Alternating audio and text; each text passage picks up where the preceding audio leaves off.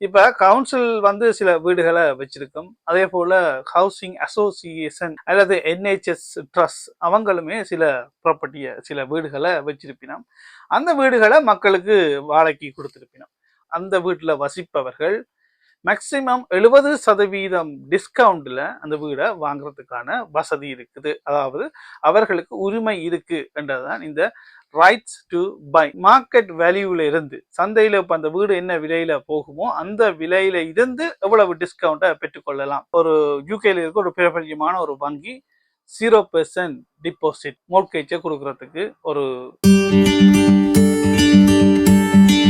வணக்கம் மக்களே, நான் உங்கள் லண்டன் தமிழ் மகன். மீண்டும் ஒரு காணொலியில சந்திப்போம். இன்றைய காணொலியில என்ன விடயம் கதைக்க போறோம்னு சொன்னா வீடு தொடர்பான விடயம் தான்.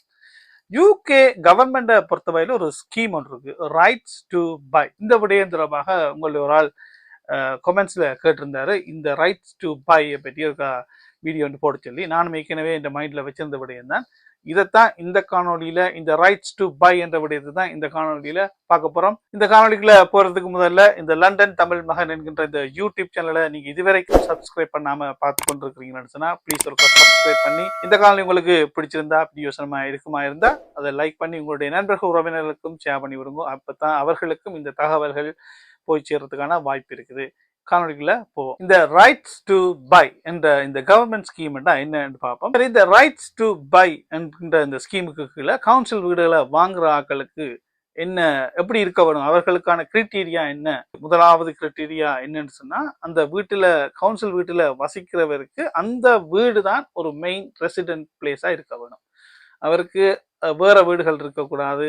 இந்த வீடு ஒரு கெஸ்ட் ஹவுஸாகவோ அப்படி இருக்காமல் இந்த வீடு தான், அந்த அவர் வசிக்கிற வீடு தான் அவருடைய மெயின் வீடா இருக்கணும், மெயின் வசிப்பிடமா இருக்கணும். அடுத்தது அந்த வீடு செல்ஃப் கண்டென்ட், அந்த வீட்டுக்குரிய எல்லா விஷயங்களும் அந்த வீட்டுக்குள்ளேயே இருக்கணும்.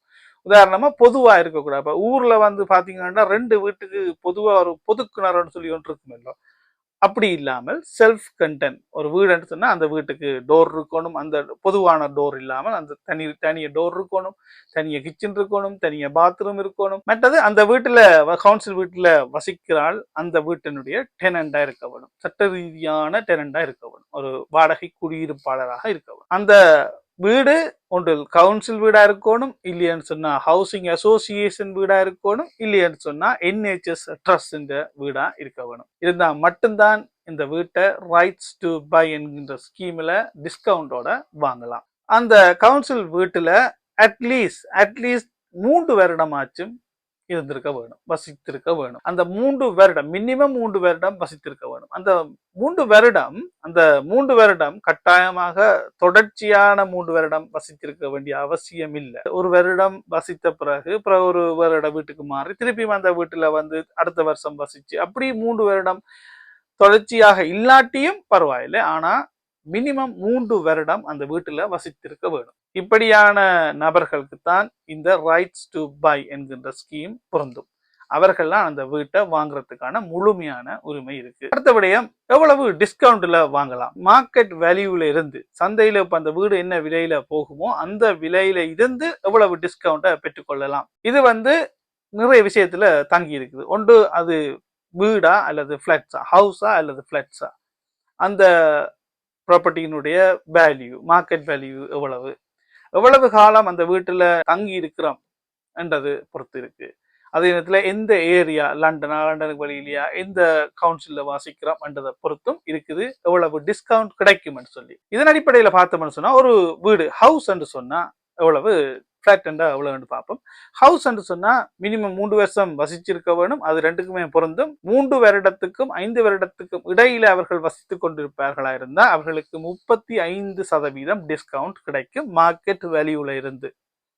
இதுவே பிளாட்ஸ் சொன்னா 3 வருடத்துக்கும் 5 வருடத்துக்கும் இடையில் அவர்கள் அந்த பிளாட்ஸ்ல வசித்துக் கொண்டிருக்கிறார்கள் சொன்னா அவர்களுக்கு 50% வரைக்கும் டிஸ்கவுண்ட் கிடைக்கும். இது தவிர 5 வருடங்களுக்கு மேலாக அவர்கள் வசித்துக் கொண்டிருக்கிறார்கள் என்று சொன்னா அது வீடாக இருந்தால் 5 வருடத்துக்கு பிறகு வர ஒவ்வொரு வருடங்களுக்கும் ஒவ்வொரு சதவீதம் 1% டிஸ்கவுண்ட் கூடிக்கொண்டு போகும். இப்போ ஒரு நபர் 7 வருடம் ஒரு வீட்டுல வசிக்கிறாரா இருந்தா, கவுன்சில் வீட்டுல வசிக்கிறாரா இருந்தால் முதல் 5 வருடத்துக்கு 35% டிஸ்கவுண்டும், பிறகு இங்கால இருக்கிற 2 வருடத்துக்கு ஒரு ஒரு வருடத்துக்கு ஒரு வீதம் படி 2 வீதம் வரும்.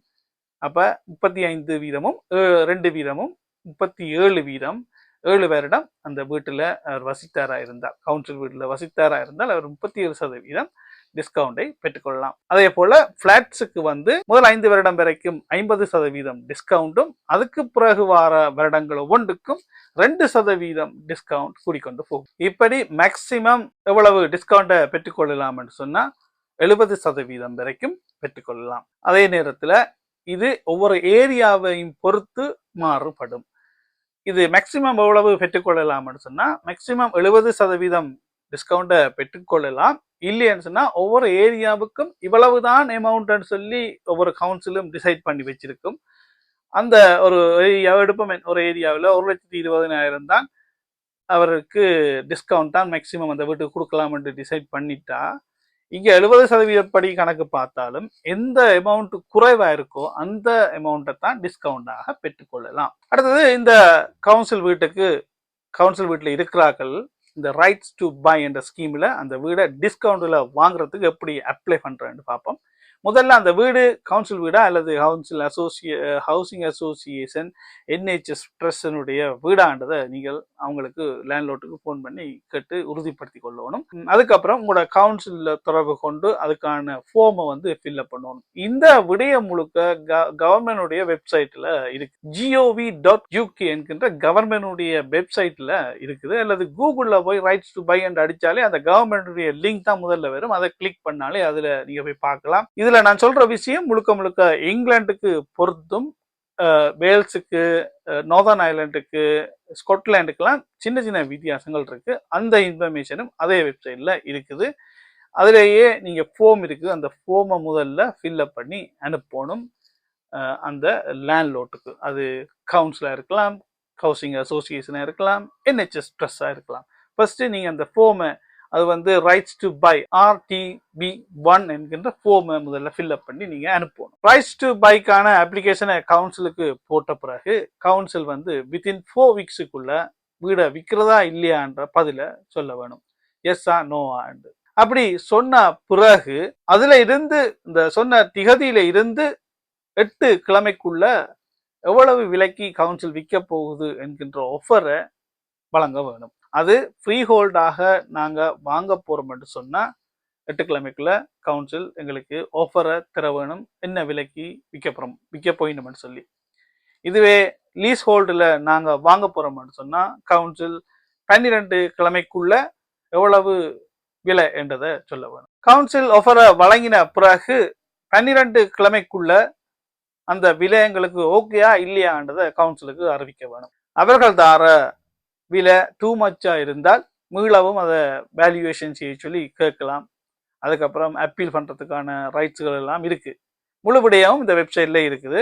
இந்த காணொலியில முழு விடயம் கவர் பண்ணலாதபடியா முக்கியமான விடயத்தை மட்டும் சொல்றேன். சரி, அப்படி வீடை வாங்கின பிறகு ஒரு கட்டத்துல வீடை நாங்க விற்க வேணும்னு சொன்னா என்ன நிலைமை என்று பார்ப்போம். அதுக்கு முதல்ல நாங்க மீளவும் அந்த கவுன்சில் வீடை விற்க வேணுமாக இருந்தால் அதே கவுன்சிலுக்கு ஏற்கனவே நாங்கள் வாங்கின எங்களுடைய லேண்ட்லோட்டுக்கே நாங்கள் விற்க வேணும். எந்த கவுன்சிலோ எந்த ஹவுசிங் அசோசியேஷனோ அதுக்கே விற்க வேணும். இல்லை என்று சொன்னால் அந்த ஏரியாவில் இருக்கிற மற்ற ஹவுசிங் அசோசியேஷன் அதற்கு தான் நாங்கள் விற்க வேணும். அதுதான் முறை, அதுதான் ரூல்ஸ் என்று சொல்லப்படுது. இந்த வீடை வாங்கி ஒரு வருஷத்துக்குள்ள மீளவும் கவுன்சிலுக்கு அந்த கவுன்சில் வீட்டை விற்க போறோம்னு சொன்னா நாங்கள் முதல் வாங்கும்போது பெற்ற முழு டிஸ்கவுண்டையும் திருப்பி கொடுக்க வேண்டி இருக்கு. முதல்ல வாங்கும்போது 1 லட்சத்துக்கு அந்த வீட்டின் பெறுமதி, அதுல ஒரு 40% எங்களுக்கு டிஸ்கவுண்ட் தந்திருந்தா 40,000 பவுண்டுகள் டிஸ்கவுண்ட் வந்து நாங்க 60,000க்கு அந்த வீடை வாங்கியிருந்தால் இப்ப ஒரு வருடத்துக்குள்ள அந்த வீடை நாங்க விற்க போறோம் என்று சொல்லும் போது இப்ப அந்த வீட்டினுடைய பெறுமதி 1,20,000 பவுண்டுகளாக இருந்தால் அதுல 40% கொடுக்க வேண்டி இருக்கும். ஏன்னா 40% தான் டிஸ்கவுண்ட் தந்தபடியா மார்க்கெட் வேல்யூல தான் அந்த டிஸ்கவுண்ட் தரப்படுது. அப்ப 40% எங்களுக்கு டிஸ்கவுண்ட் தந்ததால இப்ப 1,20,000க்கு 40% என்று பார்க்கும்போது 48,000 பவுண்டுகளை நாங்கள் கவுன்சிலுக்கு மீளவும் கொடுக்க வேண்டி இருக்கும். வாங்கும்போது 40,000 தான் டிஸ்கவுண்ட் கிடைத்தது. ஆனா மீளவும் விற்கும் போது 48,000 கொடுக்க வேண்டி இருக்கும். 2 வருடத்துக்கு பிறகு மீளவும் நாங்க அந்த வீட்டை விற்க போறோம்னு சொன்னா 80% மீளவும் கொடுக்க வேண்டி இருக்கும். இதுவே 3 வருடத்துக்கு பிறகு மீளவும் விற்க போறோம்னு சொன்னா 60% டிஸ்கவுண்ட் திருப்பி கொடுக்க வேண்டி இருக்கும் கவுன்சிலுக்கு. இதுவே 4 வருடத்துக்கு பிறகு விற்க போறோம்னு சொன்னா மீளவும் கவுன்சிலுக்கு விற்க போறோம்னு சொன்னா 40% மீளவும் கொடுக்க வேண்டி இருக்கும் டிஸ்கவுண்ட். இதுவே 5 வருடத்துக்கு நாங்க அந்த வீடை விற்க போறோம்னு சொன்னா 20% டிஸ்கவுண்ட திருப்பி கொடுக்க வேண்டி இருக்கும். 5 வருடத்துக்கும் 10 வருடத்துக்கும் இடையில மீளவும் கவுன்சிலுக்கு விற்க போறோம்னு சொன்னா டிஸ்கவுண்ட்களை திருப்பி கொடுக்க வேண்டிய தேவையில்லை. ஆனா சொன்ன மாதிரி பழைய லேண்ட்லோட்டுக்கு தான் முதற்க வேணும். இல்லைன்னு சொன்னா அந்த ஏரியாவில் இருக்கிற மிச்ச அசோசியேஷன் கவுன்சிலுக்கு தான் விற்க வேண்டி இருக்க விடயம். பார்க்லேஸ் பேங்க் யூகேல இருக்கிற ஒரு பெரிய ஒரு லெண்டர், மோர்கேஜ் வழங்குற ஒரு பெரிய பேங்க்னு சொல்லலாம். அவங்க ஒரு செய்தியை வெளியிட்டிருக்காங்க, புதிய ஒரு மாற்றத்தை கொண்டு வந்திருக்கிறாங்க. இந்த மாதிரி கவுன்சில் வீடுகளுக்கு ரைட்ஸ் டு பை என்கின்ற இந்த கவர்மெண்ட் ஸ்கீமுக்கு கீழே வாங்குகின்ற கவுன்சில் வீடுகளுக்கு இதுவரைக்கும் அவர்கள் 5% டிபாசிட்டை பெற்றுக்கொண்டு மோர்கேஜை வழங்கி கொண்டிருந்தவை. இப்ப சொல்லியிருக்கணும் அதுக்கு டிபாசிட் தேவையில்லை, 0%, அதாவது ஒரு டிபாசிட்டே இல்லாமல் நீங்கள் அந்த கவுன்சில் வீட்டுக்கான மோர்கேஜை பெற்றுக்கொள்ளலாம் என்கின்ற ஒரு ஸ்கீமை மாற்றத்தை கொண்டு வந்திருக்கணும். அதனால இந்த மாதிரி கவுன்சில் வீடுகளை வாங்க இருக்கிறவர்கள் நீங்கள் பார்க்லேஸ் பேங்கை கண்டெக்ட் பண்ணினால் டிபாசிட் இல்லாமல் அந்த மோர்கேஜை பெற்றுக்கொள்ளக்கூடிய இருக்கும். நான் வந்து யூகேல சிமெப் குவாலிஃபைட் மோர்கேஜ் ஃபர்ம் அதனுடைய சீனியர் மோர்கேஜ் அட்வைசர்ஸோட டைப்ல இருக்கிறேன். அவங்களோட சேர்ந்து ஒர்க் பண்றேன். உங்களுக்கு யூகேல வீடு வாங்கணும், மோர்கேஜ் எடுக்கணும், ரீமோர்கேஜ் எடுக்கணும் என்று சொன்னா, அல்லது இன்சூரன்ஸ் எடுக்கணும், மோர்கேஜ் இன்சூரன்ஸ் எடுக்கணும் சொன்னா இங்க இருக்கிற இமெயில் அட்ரஸுக்கு கண்டெக்ட் பண்ணுங்க. இல்லைன்னு சொன்னா வாட்ஸ்அப்புக்கு மெசேஜ் பண்ணுங்க. உங்களுக்கான மோர்கேஜ் நீட்ஸை என்னால ஒழுங்கு பண்ணி தர முடியும். இந்த காணொலி உங்களுக்கு பிடிச்சிருந்தால், இந்த காணொலி உங்களுக்கு பிரயோசனமா இருந்தால் லைக் பண்ணி சப்ஸ்கிரைப் பண்ணுங்க. இந்த காணொலியை உங்களுடைய நண்பர்கள் உறவினர்களுக்கும் அனுப்பி வைங்க. அப்பதான் அவர்களுக்கும் இந்த தகவல்கள் சென்றடையும். மீண்டும் ஒரு நல்ல காணொலியை சந்திக்கிறேன். நன்றி, வணக்கம். உங்கள் லண்டன் தமிழ் மகன்.